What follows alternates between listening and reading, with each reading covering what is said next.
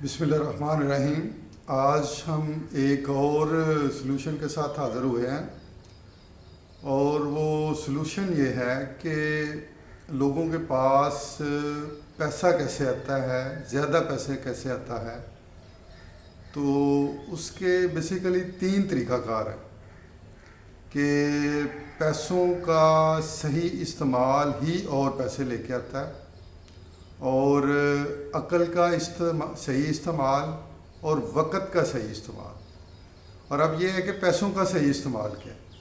पैसों का सही इस्तेमाल ये है कि आप पैसों को इस तरह से इन्वेस्ट करें कि उससे और पैसे आएँ, यानी ऐसे प्रोडक्टिव काम में पैसे लगाएं जहाँ से आपको एक मुनासिब प्रॉफिट मिले और जायज़ प्रॉफिट मिले, और फिर जो आपके पास अर्निंग आए उसमें से सेव करें और फिर उसको जो सेविंग है फिर उसको इन्वेस्ट करें।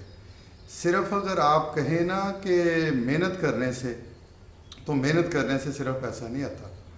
और दूसरा जो ये है कि अक़ल के इस्तेमाल से। अक़ल का इस्तेमाल क्या है कि आप कोई भी काम करते हैं उसकी प्लानिंग पहले करें, फिर उसकी इम्प्लीमेंटेशन करें, और फिर उसमें जो वक़्त का तयन है वो इस तरह से आपने करना है कि 25% वक्त आपने टाइम जो अपना है वो आपने लगाना है प्लानिंग पे, और 75% आपने इम्प्लीमेंटेशन पे लगाना है।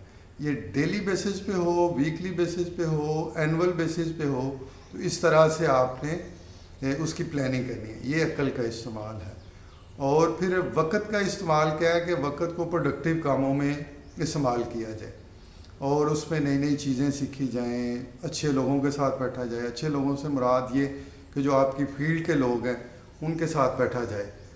जिस तरह के लोगों के साथ आप बैठेंगे उसी तरह के आप खुद बन जाएंगे। बुक्स पढ़ी जाएं, नए आइडियाज़ लिए जाएं, इनोवेटिव चीज़ें की जाएं, तो ये वक़्त का सही इस्तेमाल है। Thank you very much. Rethink with development solution and change your life.